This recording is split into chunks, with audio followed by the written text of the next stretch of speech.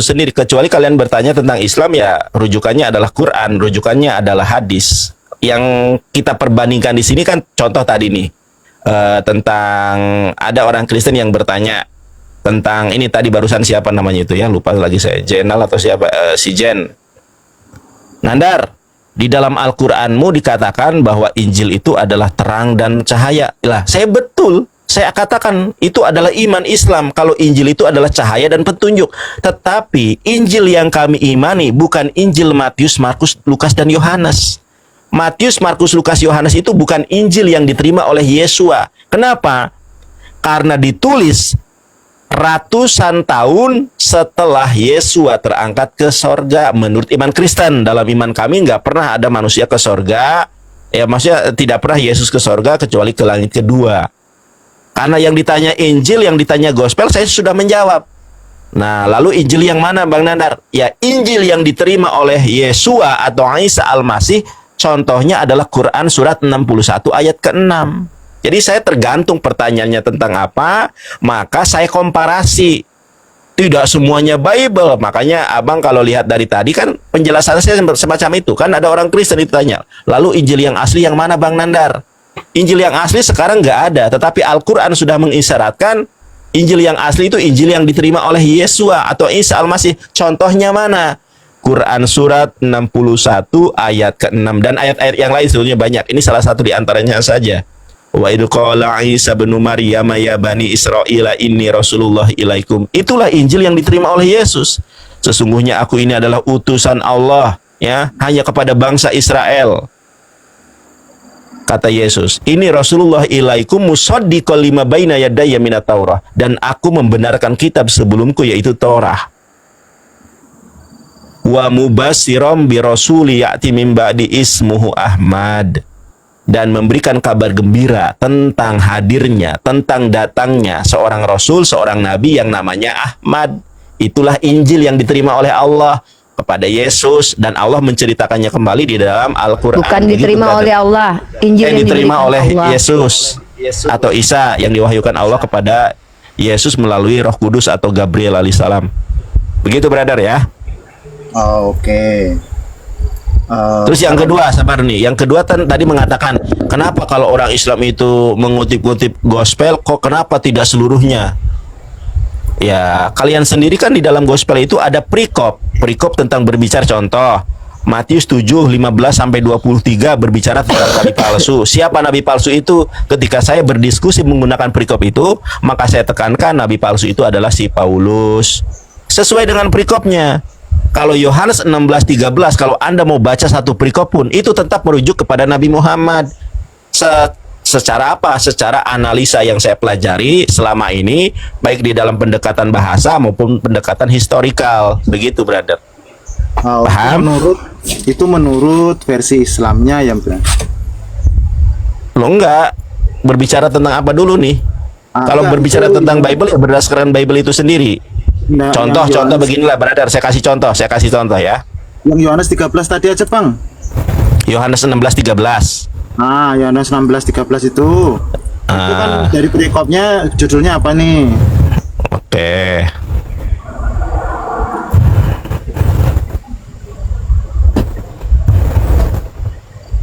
Nah, ya, perikopnya pekerjaan penghibur.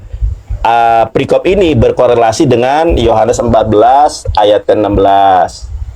Ya. Nih, Yesus menjanjikan apa? Penghibur. Di ayat ke berapa tadi? 16-nya nih. Aku akan minta kepada Bapa dan Ia akan memberikan kepadamu seorang penolong lain. Ini siapa? Nah, makanya saya bahas. Roh Kudus. Gimana? Yaitu roh kebenaran. Yang itu yang kami amini adalah Roh Kudus kan? Ya, itu iman Anda. Kalau tekstualnya tidak begitu. Makanya kita kembali sekarang saya tanya. Yohanes 16 ayat 13. Anda bisa bahasa Ibrani enggak, brother? Gini. Penting bagi saya. Gini, brother. Di dalam Yang buku- ditanya itu bisa nggak? Bukan penting nggak pentingnya bang. Yang ditanya Nandar itu mohon abang maaf, bisa mohon nggak? maaf. Ini roomnya Iya, Bang tapi- Nandar ya, mohon maaf. Iya, tapi saya di sini juga tidak moderator. Suka. Saya tidak suka. Loh, saya juga Tapi tidak suka. Anda juga jangan mengatur-ngatur saya loh. Kamu bukan- Uni Ripa ini kamu narasumber. bukan orang yang bisa Bang- ngatur. Bang Nandar kan. Ya, tapi segala kuasa telah diberikan kepada saya. Saya lebih berkuasa daripada Anda di sini. Bahkan Kalau lebih yang tidak berkuasa suka daripada turun. saya. Oke, kalau begitu saya pamit dulu. Saya tidak Silakan pamit aja, turun aja.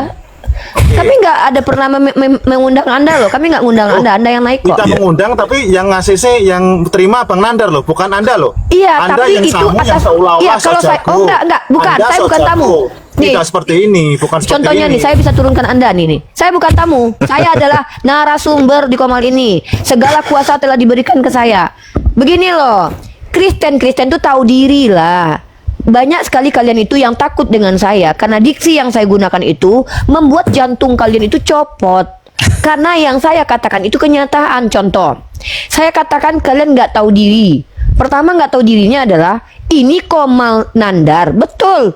Tapi segala kuasa telah diberikan kepada saya. Kalau saya mendengar ada pernyataan yang merusak peradaban, saya akan potong.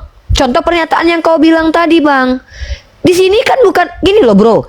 Di sini kan saya dan Nandar ini memberikan waktu kami, mendedikasikan waktu kami untuk kalian bertanya. Artinya kami yang menyanggupi untuk menjawab pertanyaan kalian kan.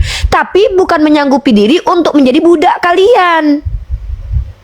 Nandar ini selagi ada di depan mataku, takkan kubiarkan satupun orang menghina dan merendahkan dan memperbudak dia. Asal kalian tahu. Bukan cuma Nandar loh.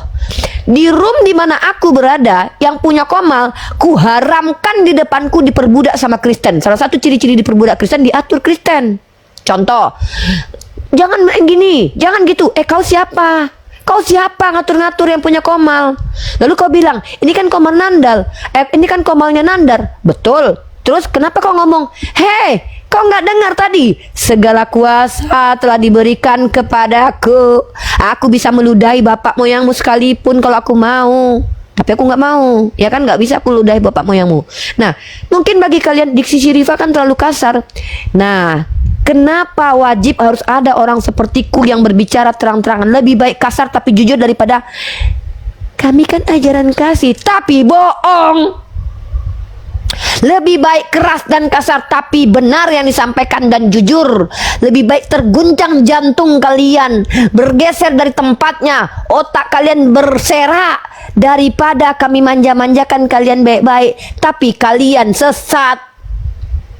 Itu kenapa akhlak perempuan dalam Islam di akhir zaman ini seperti aku akhlaknya. Tidak boleh kami, abang mau bertanya apa? Abang kalau mau bertanya bang 5 jam, biar kami 1 jam mendengarkan. Hei biawa, kau pikir ini tempat gereja, penginjilan kau, pembiblosan kau, penyesatan? Ini bukan gereja. Di gereja kau boleh seenaknya kau, ya bicara tanpa ditanya. Ini room treatment untuk serigala berbulu domba dengan cara disetrum, cetret. Diberi obat untuk para orang domba yang akalnya sakit. Dielus-elus untuk anak domba yang masih unyu-unyu, masih kecil, belum ngerti apa-apa, dielus-elus sama saya dan Nandar. Dinyanyikan lagu Domba bobo, oh domba bobo, disayang. Tapi kalau kalian serigala berbulu domba, akan kami elus-elus, gigit kalian, kami setrum, jujut. Kami tanya, apakah Tuhanmu beranus? Apakah Tuhanmu berbulu? Menyakitkan memang. Makanya jangan sembah Tuhan beranus. Kalau rasanya tak kuat mendengarkan pertanyaan, apakah Tuhanmu beranus? Jangan sembah Tuhan beranus. Ya. Kalau ingin dielus-elus, tunjukkan ciri-ciri anak domba yang tersesat di sini. Saya mau tanya Uni Rifa, saya mau tanya Yonatan Nandar. Ya memang saya tidak mengerti, tapi saya pernah membaca buku ini. Kami akan cintai kalian. Oh ya anak bunda, saudaraku mau tanya apa? Yang mana?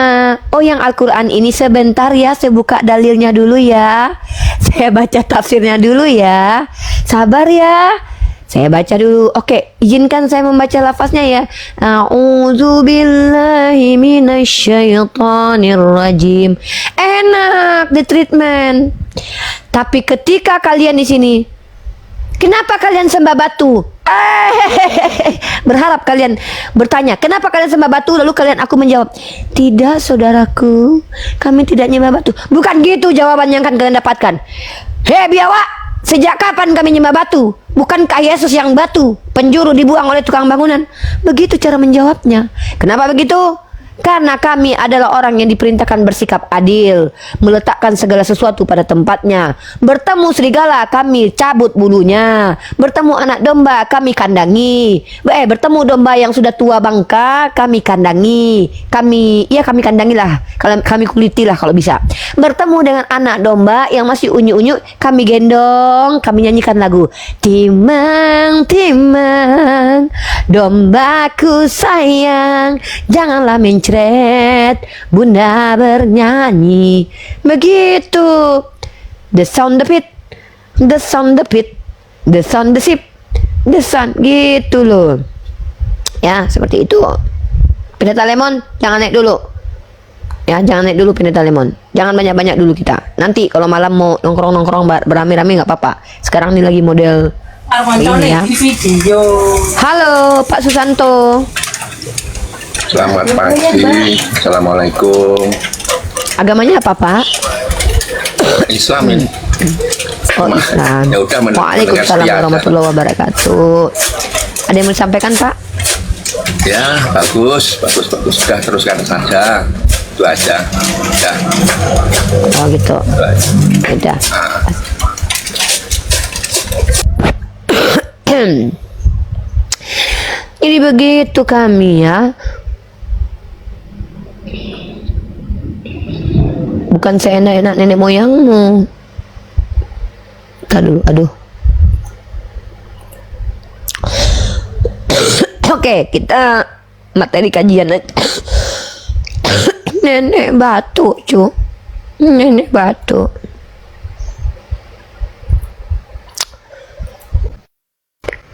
Boleh kalian itu. Saya takut sama Uniriva, soalnya Uniriva galak. Uniriva galak banget. Ya harus. Kalau kalian tidak takut sama saya, berarti kalian nggak ada otak. Kenapa wajib takut sama aku ini? Wajib takut. Oten-oten yang berpikir wajib takut. Kenapa? Gimana nggak menakutkan diksiku coba? Mau menyerang Islam? Kemarin advokat. Lu tahu nggak Nandar kemarin pengacara di tempat Ustadz Yusuf Hei? Advokat dia.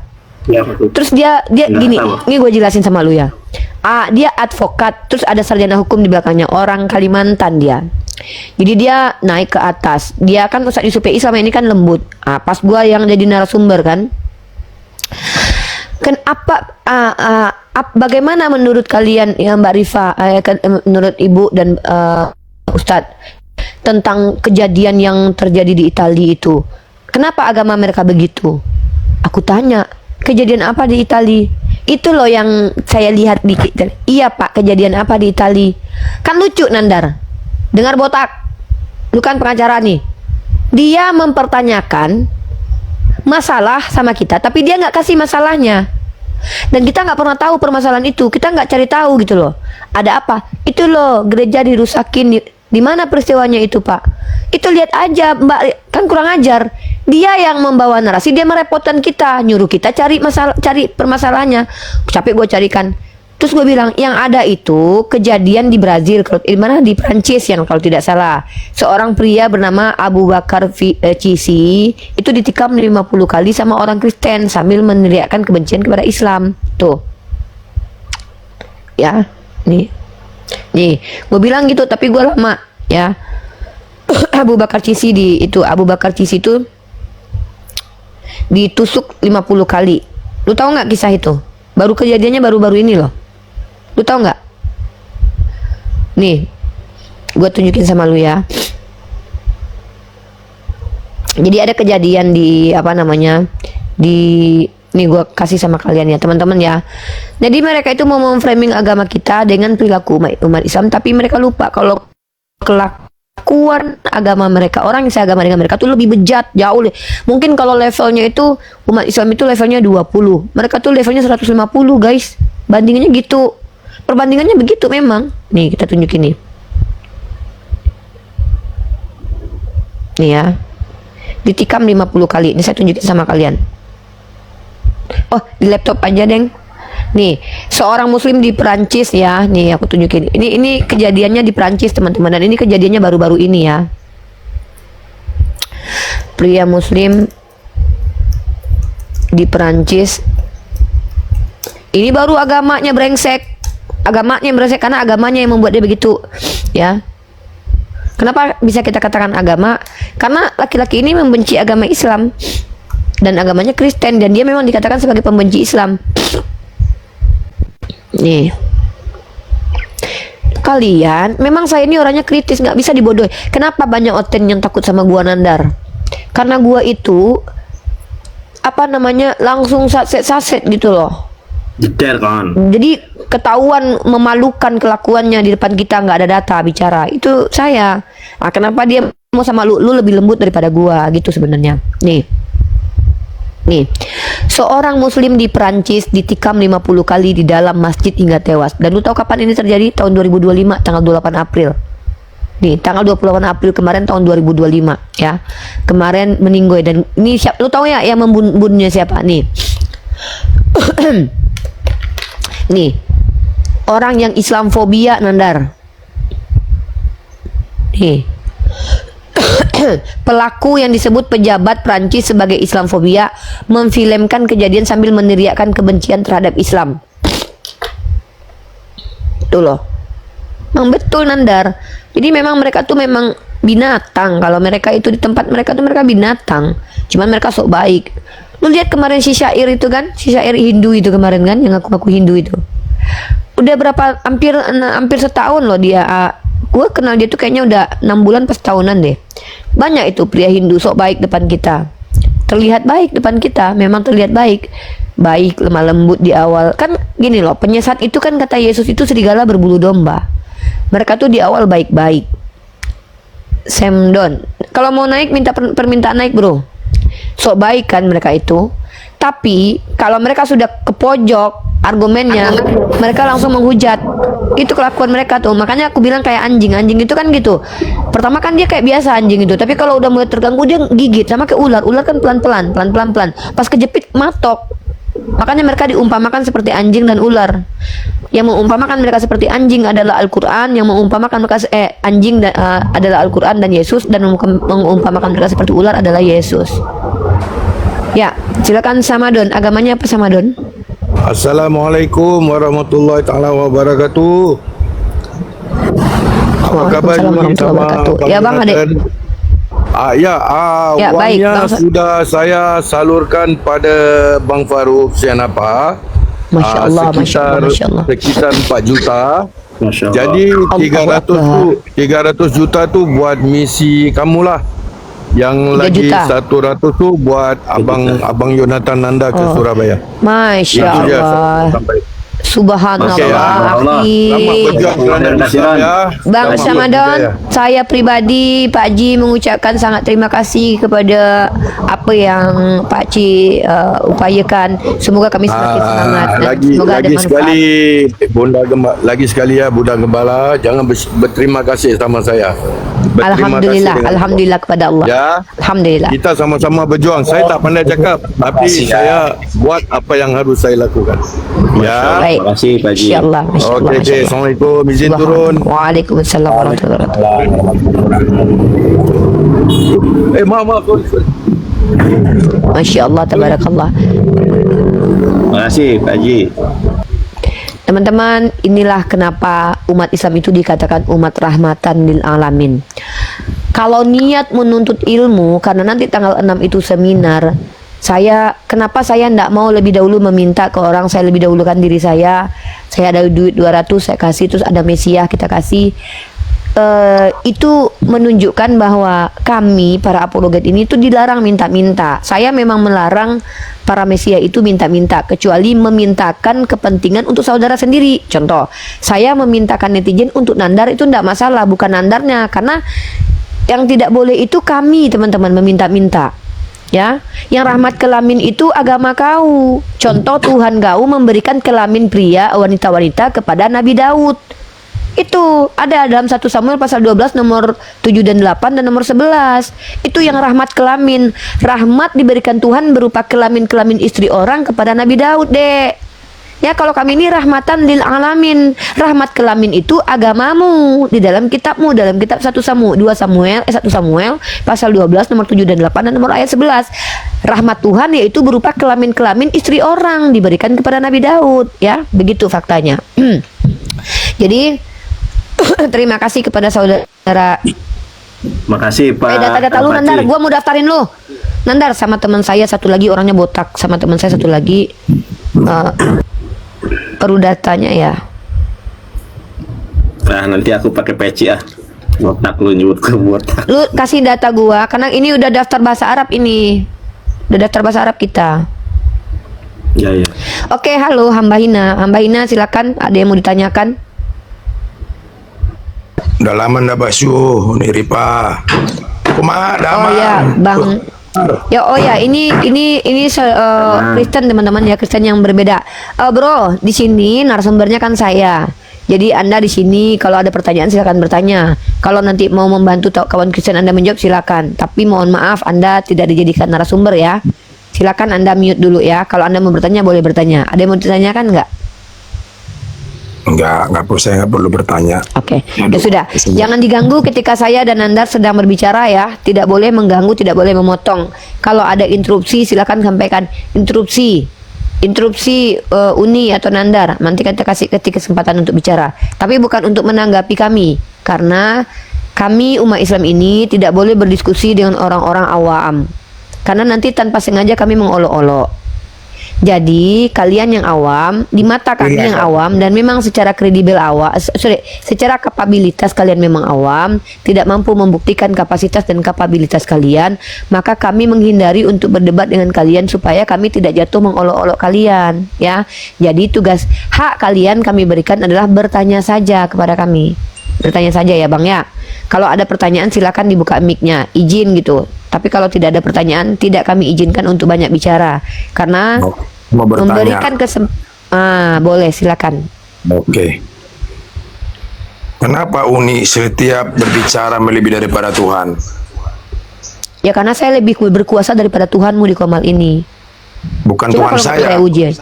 Tuhanmu. Kalau Dari mana? kan Tuhan Anda kan Yesus. Saya lebih berkuasa daripada Yesus di Komal ini. Tahu Tuhan Kenapa? saya. Karena Coba sama Tuhan dulu. ya udah, Tuhanmu siapa? Tuhanmu Yesus kan? Tuhan saya tidak terlihat. Berarti bukan Yesus Tuhanmu. Ya bukan. Makanya Oh, saya jadi katakan, siapa nama Tuhanmu? Ya udah, nama Tuhanmu siapa? kalau ada Nah, nama ini kan Tuhan ujungnya saya, debat tidak kusir kan. Tuhan bagi saya, Uni Ripa. Mohon Ya kalau maaf. nama Tuhanmu ndak ada berarti Tuhanmu tidak terkenal ya. Saya lebih berkuasa, saya lebih terkenal daripada Tuhanmu. Kan lebih Kalau berkuasa bagi saya. tidak terkenal. Kalau Bagi nama, Anda, bagi saya lebih hebat daripada Tuhan Anda karena Tuhan Anda tidak terkenal, bahkan nggak punya bagi nama. Saya hebat terkenal. daripada Anda. Ya Begitu. menurut Anda, Pak. Kan menurut Anda Anda gimana juga. sih? Ya masa menurut saya harus menurut Anda, menurut saya. Masa Menurut pandangan saya. saya harus sama dengan pandangan Anda? Gimana sih? Masa pandangan saya harus pandangan dengan Uni Ripa kan nggak mungkin. Saya tidak meminta pandangan Anda sama dengan saya, makanya saya bilang Anda diam saja karena pandangan kita beda. Baik diam sama manusia. Ya udah diam. Ya diam lah. Ya udah diam. ya sudah saya jawab pertanyaannya. Loh, saya Tuhan. nggak bisa diam, saya narasumber. Ya kan Diam. saya lebih berkuasa saya lebih berkuasa daripada Tuhanmu di sini. Kenapa sih Kristen itu semua pada rata-rata kejang-kejang ketemu saya ya? Tapi wajar. Kristen normal itu akan ketakutan ketemu saya karena mereka tahu secara perasaan diksi yang aduh nggak ada, saya nggak kejang ketemu kamu. Biar kita udah lama nggak basuh. Nggak masalah, nggak ada pedulinya bagi saya nggak peduli dengan Anda. Di sini saya lagi mau penginjilan, kenapa mengganggu? Mau duduk di sini, mau dikasih kesempatan untuk belajar nggak di sini? Apa? Kebenaran itu harus adil, Uni Ripa. Adil itu meletakkan orang bodoh biar diam jangan bicara, orang yang berilmu bicara, itu keadilan, Dek. Adil itu bukan mengizinkan orang bodoh banyak bicara, orang yang pintar dibiarkan diam saja. Ini berbicara, juga banyak berbicara. Boleh ya udah dong. turun di bawah ya, di bawah kok turun ya Pak. Maksudnya begitu. Uni Di Ripa bawah ini kok ya. Kristen tahu dirilah. Kalau udah nggak tahu jangan banyak bicara. Nanti penyesatan yang terjadi. Udah goblok minta banyak bicara ya kita nggak mau lah. Yang boleh banyak bicara di sini adalah orang-orang yang berilmu. Orang awam dan goblok di sini belajar. Tahu diri apa sih? Kenapa sih nggak mau mengakui kegoblokan sendiri gitu loh? Cobalah rendahkan hati kalian. Jujurlah kalian itu. Kalau kalian berilmu, kami cuma bertanya, belajar di mana, Pak? Kalau saya ini yang saya bacakan ini, bicarakan ini, apa yang saya pelajari selama 4 tahun di kampus saya. Kalian nggak pernah baca Bible, nggak pernah baca Al-Quran, tiba-tiba mau bicara banyak. Akan orang jahil yang diizinkan banyak bicara, itu nanti cepat kiamat, gara-gara kau rusak peradaban. Gara-gara orang jahil kayak kau bicara di Eropa tentang agama, nggak cebok, nggak mandi orang Eropa. Gara-gara orang jahil kayak kau banyak bicara di Eropa mengajarkan agama, rusak peradaban di Eropa itu. Makanya di Islam itu yang boleh mengajar itu orang berilmu. Orang jahil itu belajar dan tahu diri.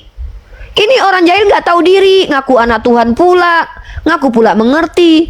Ditanya apa definisi Tuhan nggak tahu, nama Tuhannya nggak tahu. Nama Tuhan kau aja kau nggak tahu, lagi ngapain kau banyak bicara? Kalau niatmu untuk mengatur Bunda Gembala, donatur aja nggak bisa ngatur. Lu donatur nggak bisa ngatur, apalagi engkau yang nggak donatur. Hei, ini Bunda Gembala bukan ustazah, ini calon ustazah. Metode yang saya terapkan sekarang adalah metode suntik mati bagi yang nggak layak disembuhkan. Itu. Uniripa kan nggak seperti Rasulullah. Saya memang bukan Rasulullah, tapi Rasulullah mengajarkan apa? Ud'u ila sabili rabbika bil hikmah. Betul. Tapi kau tidak baca ayat 126-nya. Boleh membalas setara. Dan jangan kalian berdebat dengan ahli kitab melainkan dengan cara terbaik, kecuali bagi yang zalim. Sejak kapan aku bilang kalau aku lagi on fire itu? Tidak, aku tidak berdebat, tapi aku sedang menguliti kalian dan gereja kalian. Nah itu ya. Jadi kalau kalian ingin melihat diskusi akademis, maka yang naik ke sini adalah orang yang boleh tidak akademis, tapi orang yang tahu diri. Ya tahu diri. Saya nggak pernah baca Bible Unirifa, tapi saya punya Roh Kudus. Boleh, tapi disclaim dulu.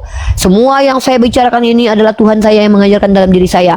Biar saya tahu nih, oh saya lagi debat sama Tuhan nih, kan gitu. Ini ngaku-ngaku anak Tuhan, ngaku-ngaku Tuhan dalam dirinya, yang dibicarakannya adalah penyataan setan. Tidak bisa anak bunda. Anak bunda ini, anak-anak bunda. Bunda kalian ini bukan orang bodoh, nggak mau dibodoh-bodohi. Ya. Bunda Gembala ini tidak mau dibodoh. Bunda Gembala hanya bodoh karena cinta. Kalau masalah cinta, Bunda Gembala patuh. Ayang, tidur. Iya, tidur. Ayang, tutup camnya. Iya. Ayang, berhenti live-nya. Iya, bodoh Bunda Gembala kalau sama Ayang, Beb. Papa saya juga gitu. Dek, sudah Dek live-nya, Dek. Iya, Pak. Mama saya, Dek, ngapain ngomong kayak gitu? Mama. Iya, Ma. Abang saya, Dek, kamu ngapain kayak gitu, Dek? Orang yang boleh mengintervensi saya diawali dengan pernyataan Dek dulu. Ya, mereka tuh memanggil saya Dedek. Ya, mama saya manggil Dedek, papa saya manggil Dedek, abang saya manggil Dedek, Ayang Beb manggil Adek. Jadi hanya mereka yang boleh mengintervensi saya. Inilah dulu. Ini Bunda Gembala kok. Ini room tempat narasumbernya Bunda Gembala. Jangan panggil Nandar. Harus bisa melalui Bunda Gembala dulu. Tidak bisa sampai kepada Nandar tanpa melalui Bunda Gembala. Silakan. Iya. Kalau Nandar boleh, manggil tidak apa? ada yang sampai kepada Nandar. Oh, kalau Nandar panggilnya adalah evangelis.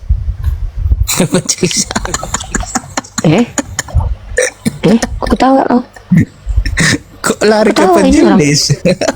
Arti evangelis apa coba? Ya Arti itu, evangelis apa artinya? Ya kau nggak tahu kenapa yang ketawa?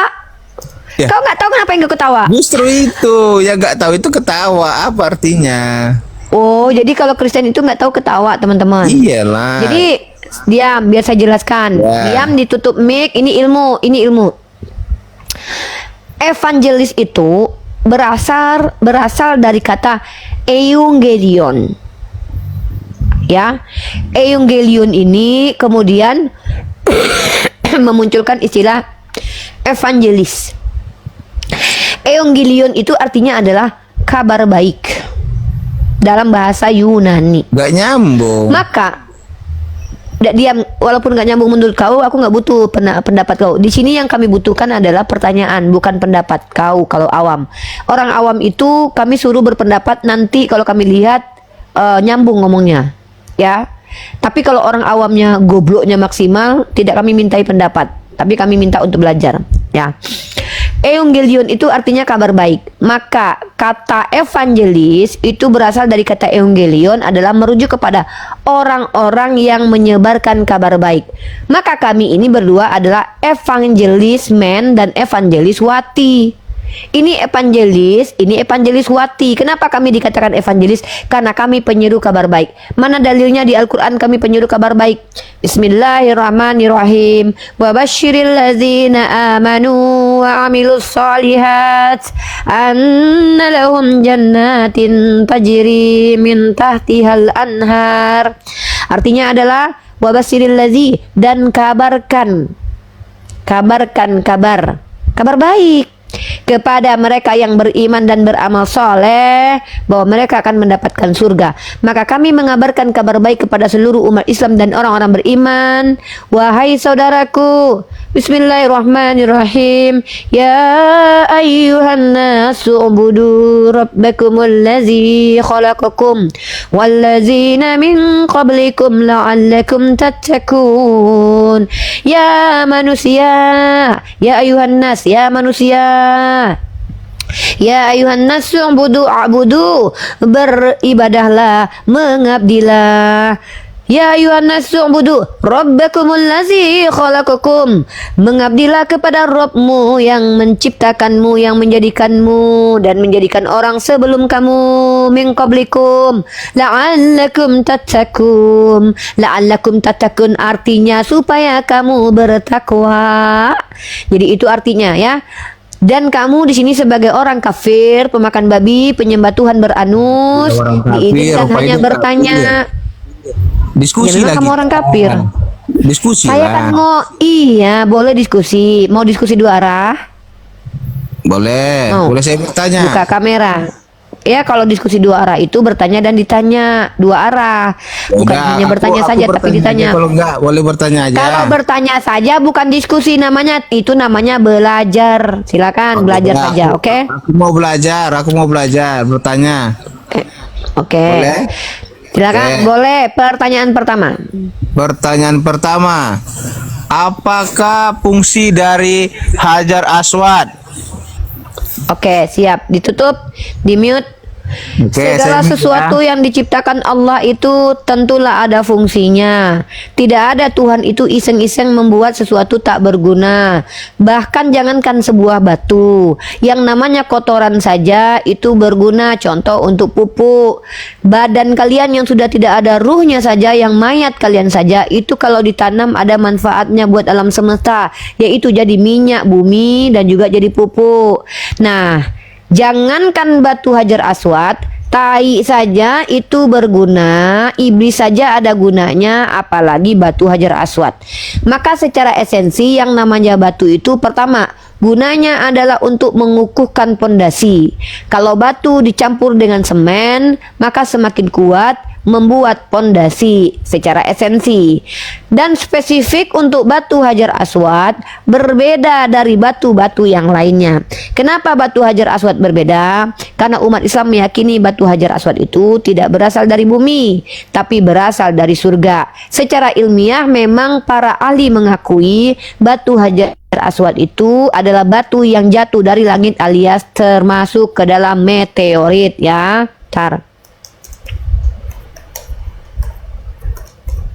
Ntar ya nih. Maka apa manfaatnya? Manfaat secara esensi kami tidak pakai, tidak kami jadikan sebagai pondasi. Nah ya, saya tunjukkan sebagai ahli. Sebagian ahli mengatakan bahwa batu Hajar Aswad ini tidak berasal dari bumi dan disebut sebagai batu meteor karena ada beberapa indikator. Satu warnanya hitam legam, ya hitam legam, seperti yang disampaikan oleh Allah Subhanahu wa taala. Tadinya batu Hajar Aswad itu putih, tapi kemudian menghitam karena terlalu banyak dosa manusia. Nah, kemudian pernah pecah menjadi beberapa bagian, mirip batu yang mengalami tumbukan atau terbakar. Lokasi Mekah adalah daerah padang pasir yang terbuka, memungkinkan jatuhnya meteor. Ini adalah pandangan. Dalam hadis atau para ulama mengatakan, hadis dalam kitab Tirmizi mengatakan bahwa batu Hajar Aswad berasal dari surga. Jadi, ntar ya.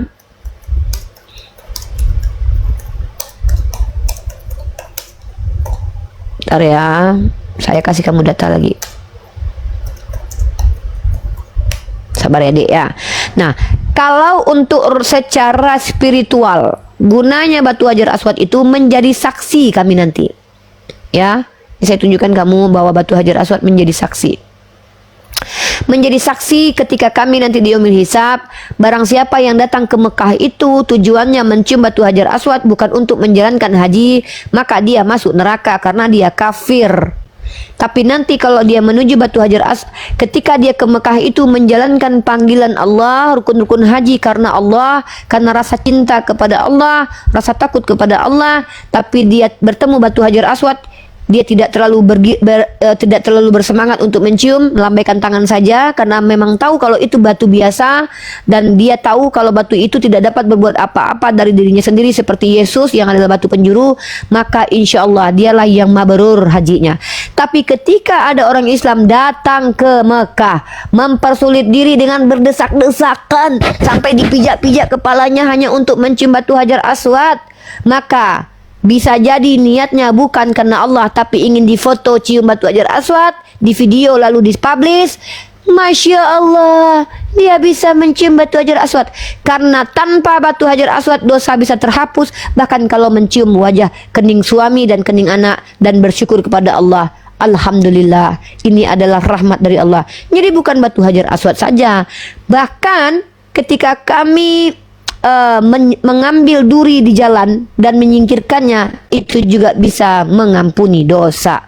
Yang mengampuni dosa adalah Allah, tapi itu menjadi asbab kami diampuni dosa. Itulah manfaat batu Hajar Aswad. Yang pertama bisa dijadikan pondasi rumah, yang kedua menjadi saksi bagi kami nanti, yang ketiga bisa menjadi asbab Allah mengampuni dosa kami karena kami menciumnya mengikuti sunnah Nabi Muhammad Sallallahu Alaihi Wasallam. Pertanyaan selanjutnya. Oke, udah itu aja ya. Fungsi dicium itu apa? Dicium sampai berubut itu. Kenapa harus berubut mencium batu hitam itu, batu Hajar Aswad? Oke, ternyata saudara kita Kristen ini bukan hanya otaknya saja bermasalah, tapi sepertinya telinga dan kognitifnya bermasalah. Tapi nggak apa-apa. Bunda Gembala adalah bunda yang kalau ketemu bunda kalau ketemu sama domba yang agak sedikit lucu, ya udahlah dikandangin aja. Ini salah satu contoh domba yang termasuk cukup unyu-unyu ya. Tadi kan bunda sudah jauh. Loh, kamu kan memang anak domba. Ya, Iya, terserah. jangan Kita marah. pengen tahu kenapa Loh, dicium-cium. kok tersakiti? Ini bunda mau jawab, jangan dipotong. Kenapa Udah, kok marah bunda bilang anak domba? Memang anak domba toh. Ya Diam. udah jelaskan. Iya, sabarlah biawa. Sabar ya, Dek. Oke, lanjutkan. Ah, jadi begini anak bunda ya. Anak bunda yang 100% biawak, 100% domba yang bunda kasihi. Bunda sudah menjelaskan kenapa Rasulullah mencium batu Hajar Aswad. Karena Rasulullah mengatakan barang siapa mencium batu Hajar Aswad, maka dosanya bisa terhapus. Kok Nah, bisa? kenapa bisa? Ya karena Iya. mudah bagi Allah, karena Allah yang menghapuskan dosa. Allah tidak perlu membunuh dirinya sendiri untuk menghapus dosa. Allah tidak perlu menumbalkan manusia dengan menumpahkan darahnya untuk menebus dosa. Allah tidak membutuhkan harta kita banyak-banyak untuk menebus dosa. Allah membutuhkan kepatuhan, bukan membutuhkan ya. Allah tidak membutuhkan. Allah menghendaki kita patuh supaya nanti Allah ketika sudah kita buktikan kepatuhan kita kepada Allah dan kepada diri sendiri dan kepada orang lain, maka Allah janjikan akan menghapus dosa kita. Dan ketika kita mencium batu Hajar Aswad, itu bentuk kepatuhan kita, menghargai, mencintai Nabi Muhammad karena Nabi Muhammad sudah mencium batu itu. Maka kami diampuni dosa kami bukan karena kami mencium batu itu, Karena belum tentu kami mencium batu itu kami diampuni dosanya. Ada orang yang mencium batu itu tapi dia sedang syirik pada waktu itu, dia sedang berdosa. Tapi karena inama amalu biniat, amalan itu tergantung niat. Kalau saya suatu saat diizinkan mencium batu Hajar Aswad, bukan karena saya tahu batu Hajar Aswad, bukan karena saya menganggap batu Hajar Aswad itu hebat, tapi karena saya mendapatkan informasi batu itu pernah dicium oleh Nabi saya. Bayangkan tempat itulah yang masih bisa ditinggalkan oleh Nabi saya. Saya tidak lagi bisa memegang pedang yang dipegang Nabi saya. Saya tidak bisa lagi menunggangi kuda yang pernah ditunggangi Nabi saya. Saya tidak pernah lagi bisa meletakkan kaki saya di mana kaki Nabi saya itu berada. Saya tidak bisa lagi saya tidak bisa masuk ke masjid yang Nabi saya pernah masuk. Mungkin saya bisa, tapi duduk di tempat Nabi saya duduk, saya tidak bisa lagi. Tapi saya bisa mencium tepat di tempat Nabi saya pernah menciumnya. Saya merindukan Nabi saya. Maka bentuk kecintaan itu adalah niat yang tulus. Itu menjadi asbab Allah saya mengampuni dosa saya. Bukan karena saya menciumnya, tapi karena niat saya menciumnya mengikuti Nabi saya yang adalah sunnah. Karena barang siapa yang melakukan sunnah Nabi saya, diampuni dosanya. Ketika saya melihat batu Hajar Aswad, inilah batu yang pernah dipegang oleh nabiku. Kalau ada rambutnya, belum tentu rambutnya Nabi saya, karena saya tidak bisa membuktikannya. Kalau batu Hajar Aswad itu dijadikan ritual oleh agama Islam, artinya diturunkan secara turun-temurun. Kalau sendal Nabi saya belum bisa membuktikan kalau itu adalah sendal Nabi saya. Inilah kenapa kami bisa diampuni dosa, karena niat kami itu mencintai Nabi kami, mengikuti sunnahnya. Bukan karena menganggap batu Hajar Aswad itu bisa berbuat apa-apa dari dirinya sendiri. Karena batu itu sama seperti Yesus, tidak dapat berbuat apa-apa dari dirinya sendiri. Kalau Yesus batu yang dibuang bagi tukang bangunan, kalau batu Hajar Aswad batu yang diletakkan di pinggiran Ka'bah. Lebih mulia batu Hajar Aswad daripada Yesus. Yesus terkutuk, batu Hajar Aswad mengambil kutuk. Nah, keren kan? Yesus terkutuk, batu Hajar Aswad batu Hajar Aswad dimampukan oleh Allah menyerap kutuk. Tapi seizin Allah, bukan batunya, tapi Allah yang membuat seperti itu. Jadi kemuliaan batu Hajar Aswad dibanding Yesus itu bainas sama wa sumur. Batu Hajar Aswad tidak perlu berdarah-darah. Batu Hajar Aswad tidak pernah keluar dari lubang vagina. Batu Hajar Aswad tidak pernah bercampur ketuban. Batu Hajar Aswad tidak pernah disalib terbalik ngangkang, disalib ngangkang. Batu Hajar Aswad tidak pernah dibuka celananya, tidak punya zakar. Batu Hajar Aswad tidak pernah minta-minta. Lebih mulia daripada maaf. Kalau kita membandingkan, maka jauh bainas sama wa sumur. Yesus keluar dari vagina, Yesus batu penjuru yang dibuang, Yesus terkutuk, Yesus dihinakan, Yesus sekarang nggak tahu keberadaannya. Batu Hajar Aswad masih bisa dilihat, nampak, ya. Sementara Yesus kita tidak tahu lagi di mana keberadaannya. Seperti itu. Sudah. Oke. Ada pembuktian bahwasannya bisa dihapuskan dosa lewat batu Hajar Aswad tadi? Dosa adalah sesuatu yang tidak nampak, tak tersentuh, tak tertowel, tak berbau. Tidak ada satupun agama di dunia ini yang mampu membuktikan dosa terhapus, pahala bertambah. Kalau memang ada satu agama yang bisa, ginilah, sabar dulu, dengarkan dulu. Kami tidak diberitahu dosanya terhapus atau tidak. Nggak ada yang tahu dosa terhapus atau tidak. Kami hanya diberitahu kalau mengikuti sunnah Nabi Muhammad nanti dosanya terhapus. Tidak ada yang tahu bentuk dosa itu, Dek. Tidak ada satupun agama Kristen, Katolik, Saksi Yehova, ONS, Unitarian yang bisa membuktikan bahwa dosanya terhapus walaupun Tuhannya sudah mati terkutuk. Tidak ada satupun dari orang Kristen, si Paulus, si Matius, si Markus, si Lukas, bahkan si Yesus pun dapat membuktikan secara otentik dosa orang itu telah terbukti terhapus. Yesus pun tidak mampu membuktikannya karena dosa tidak terlihat. Yang mampu kita berikan informasi adalah sebuah informasi dari Nabi Muhammad bahwa barang siapa mencium batu Hajar Aswad itu dosanya diampuni. Informasi itu yang kami tahu. Gitu. Jadi dari mana kalian tahu bisa batu menghapus dosa? Bukan Kak? Yang menghapus dosa itu hanya Allah, hanya Tuhan. Yang mengatakan batu menghapus dosa siapa? Makanya telinga dipasang. Yang saya katakan adalah mencium batu Hajar Aswad menghapus dosa, bukan Nah, itu- batunya. Mencium Iya. dengan batu sama nggak? Mencium sama? Mencium dengan batu itu sama nggak? Mencium itu Beda. pekerjaan, batu itu kata benda ya sudah beda. Apalagi yang bilang pertanyaannya apa? Kok bisa batu mencium? Kok bisa mencium batu itu menghapus dosa? Ya karena di dalam Islam amalan soleh menghapus dosa. Amalan baik kita menjadi asbab Allah ampuni dosa. Allah ampuni dosa kita karena kita beramal soleh. Mencium batu Hajar Aswad itu masuk dalam kriteria amalan soleh karena sunnah. Jadi setiap sunnah itu bisa menghapus dosa.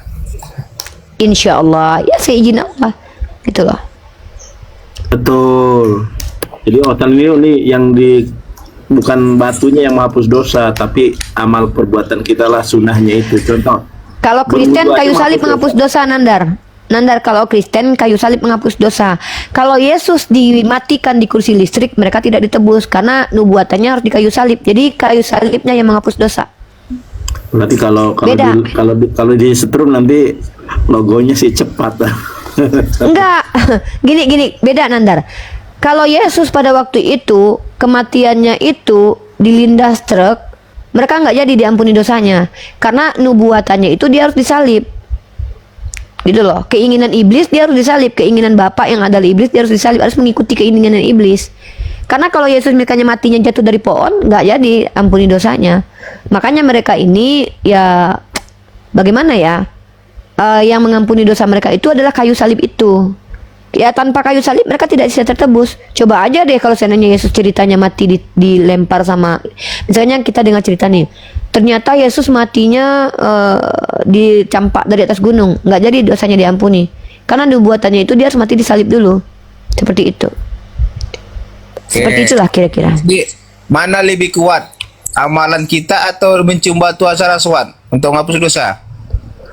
Amalan itu kan salah satunya mencium batu Hajar Aswad. Gimana sih? Iya, amalan misalnya kita membantu sesama atau membantu fakir miskin, janda-janda, daripada mencium batu tadi, mana lebih hebat gitu.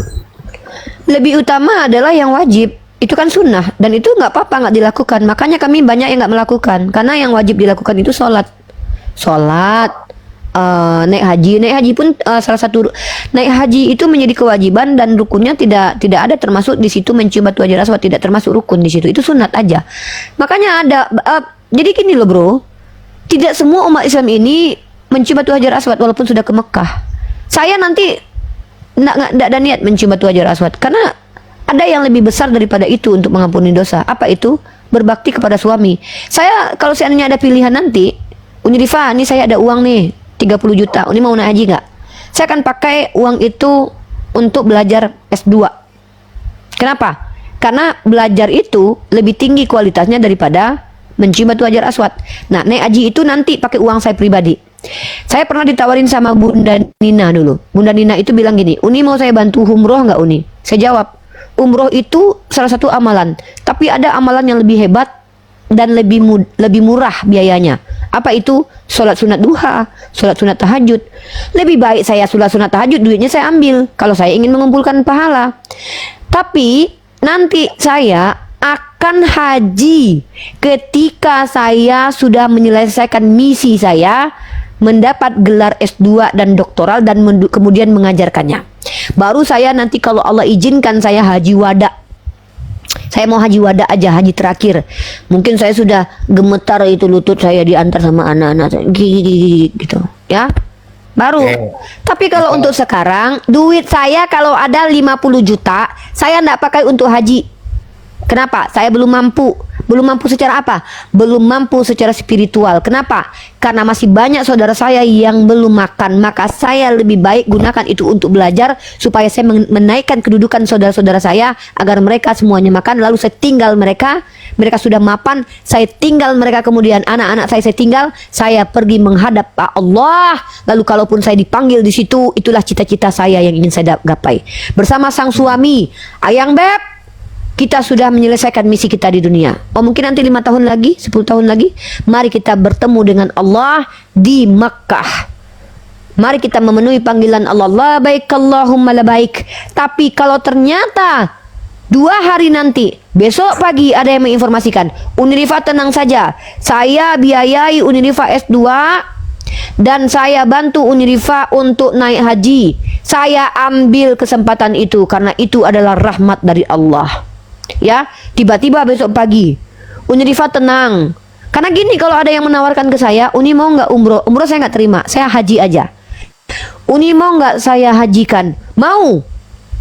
Ini ada uang saya sekitar 50 juta. Saya akan bilang, saya tawar, akhi, saya secara spiritual belum cukup. Bolehkah saya meminta yang lain? Kalau ada uang akhi 50 juta, daftarkan saya kuliah S2 mengambil filologi bahasa Yunani atau filologi Arab atau Hebrew. Biarkan saya kuliah untuk mengajari orang Islam dan orang Kristen lainnya. Gunakan uang 50 juta akhi itu untuk biayai saya kuliah. Makan saya cari sendiri, hidup saya cari sendiri. Kuliah kalau memang agak sedikit susah saya mencarinya karena saya punya 2 anak yang saya hidupi. Kalau akhi memang mau memberikan saya haji, lebih baik uang itu saya pakai untuk kuliah S2. Itu saya.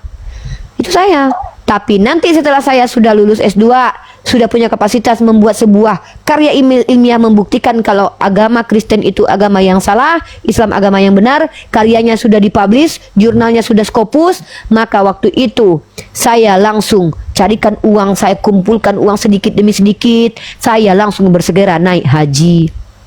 Kalau di Indonesia penuh kuota, saya akan naik haji dari luar negeri karena tidak perlu kuota, langsung bisa tembus ceren. Begitu saya. Jadi sorry, saya beda dengan kalian. Kalau kalian punya uang langsung naik haji, kalau saya tidak. Saya akan gunakan uang itu untuk ambil S2 dulu. Begitu, Bang Boy. Jadi tidak utama ya, tidak utama. Pertanyaan jangan begini. Pertanyaan ketiga. Oke, misal Pertanyaan kalau ketiga. Uni bisa naik haji, apakah Uni nggak cium Hajar Aswad itu? Oke, saya jawab. Saya naik haji, tupoksi saya menjalankan rukun-rukun haji. Dengarkan baik-baik ya. Tupoksi saya, tugas pokok saya adalah menjalankan rukun-rukun haji. Saya akan sebutkan rukun-rukun haji kepada kamu ya. Nih, dengarkan baik-baik. Ini dia rukun-rukun haji. Yang pertama, kita harus ihram. Ihram itu niat memasuki ibadah dari mikat lalu sampai ibadah haji.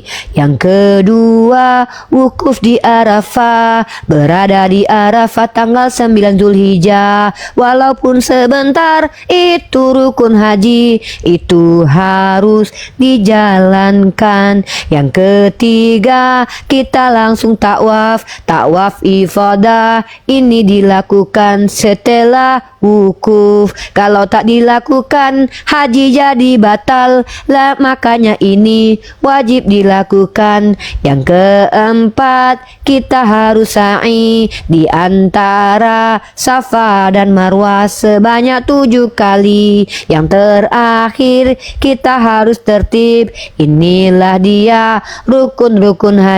Tidak ada di dalamnya mencium batu Hajar Aswad. Jadi kalau saya naik haji, saya tidak penting mencium batu Hajar Aswad. Lebih baik ku ciumi lakiku dulu daripada menciumi batu Hajar Aswad.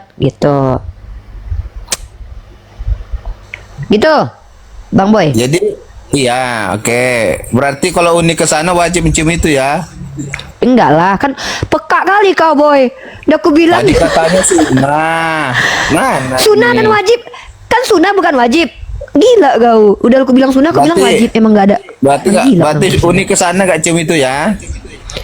Kalau seandainya dimudahkan aku mencium, apa salahnya aku cium? Ada gila-gilanya kau Boy. Kan ku bilang itu tidak wajib. Tupoksiku itu kan, Kalau- dengar dulu, diam dulu. Inilah Kristen nih. Udah, aduh, emang Kristen. Pantas kau Kristen deh. Kan aku bilang rukun haji itu kan aku sebutkan rukun itu kan wajib. Kalau nggak dilakukan maka nggak sah hajinya. Nih, aku sebutkan lagi ya. Yang pertama itu adalah ihram. Yang kedua wukuf. Yang ketiga tawaf. Kemudian sa'i. Yang kemudian tahallul. Ya. Nah, ini bagi laki-laki nih tahallul ya, mencukur untuk laki-laki bukan untuk perempuan. Nah, kalau seandainya pada waktu itu ku tengok banyak orang di depan batu Hajar Aswad, nggak mau aku. Karena Sayyidah Aisyah pernah nggak mau. Nih ku tunjukkan. Sayyidah Aisyah, nih Aisyah nggak mencium batu Hajar Aswad. Nih, ku tunjukkan samamu ya datanya ya. Mana pena aku ini pula? Duh, mana pena bunda ya? Bentar anak bunda ya. Bentar ya anak biawak, bunda tunjukkan dulu pakai data nih. Nih, Sayyidah Aisyah itu sama nanti kayak aku. Nih, Sayyidah Aisyah aja yang mudah mencium, nggak berdesak-desakan, nggak mau dia cium nih. Nih, beranjaklah wahai ummul mukminin, mari kita mencium batu Hajar Aswad. Aisyah radhiyallahu anha menjawab, engkau saja yang pergi, sedangkan ia enggan untuk pergi. Dahulu kaum wanita keluar pada malam hari tanpa diketahui keberadaannya, lalu mereka tawaf bersama kaum laki-laki. Namun mereka jika memasuki masjid, mereka berdiri hingga mereka masuk saat para lelaki telah keluar. Dan aku bersama Ubaid bin Umair pernah menemui Aisyah radhiyallahu anha yang sedang berada di sisi gunung Sabir. Nih, Sayyidah Aisyah aja yang nggak berdesak-desakan, nggak mencium, artinya nggak penting mencium batu Hajar Aswad itu, karena banyak yang lebih penting daripada itu. Jadi kalau aku nanti ke sana, ada yang ngajak aku, sayang kita mencium batu Hajar Aswad, aku tengok dulu. Rame di situ ayang nanti abang gendong di atas punggung sini, adik mau? Oh mau aku, kan digendong.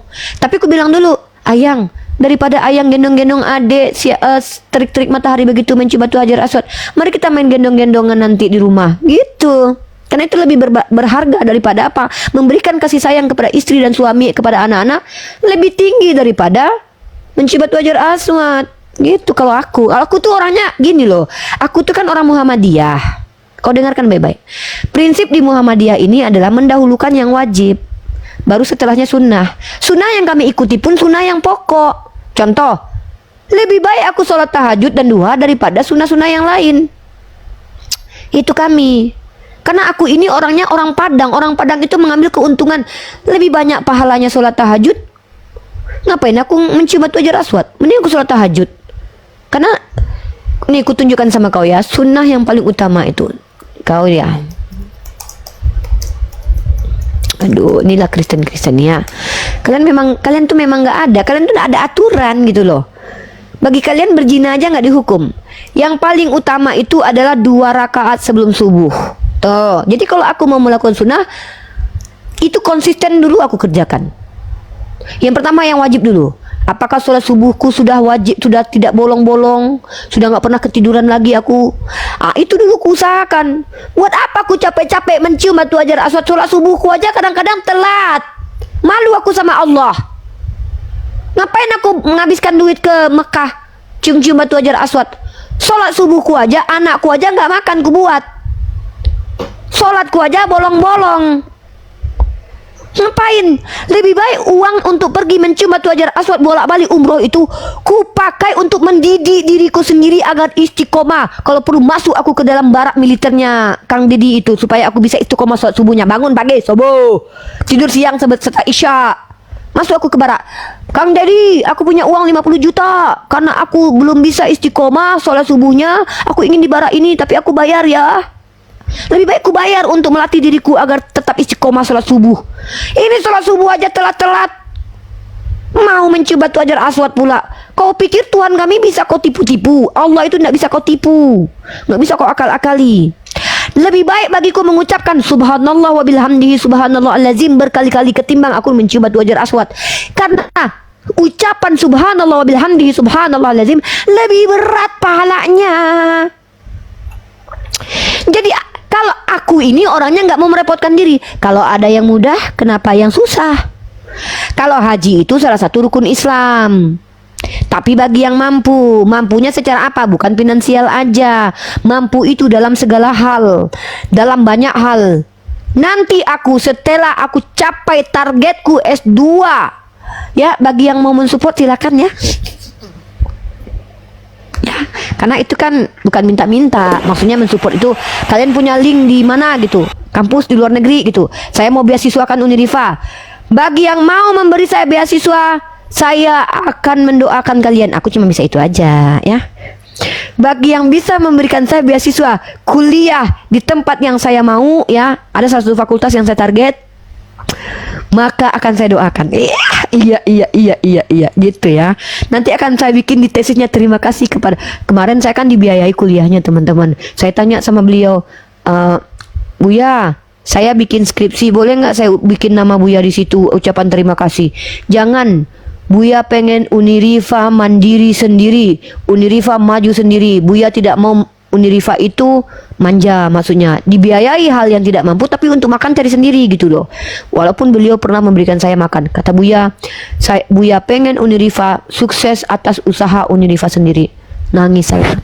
Saya mau bikin deskripsi saya sebenarnya terima kasih kepada Buya ini yang telah memberikan, tapi beliau melarang saya. Inilah orang Islam, tidak butuh nama beliau memberikan saya. Kalian tahu tidak, 6 bulan lamanya saya terakhir itu di Bunda Ike. Kalau Bunda Ike kalian tahu lah, Bunda Ike yang membayar uang masuk saya di fakultas itu, uang pindah saya itu Bunda Ike yang membayar, nggak sedikit loh, banyak.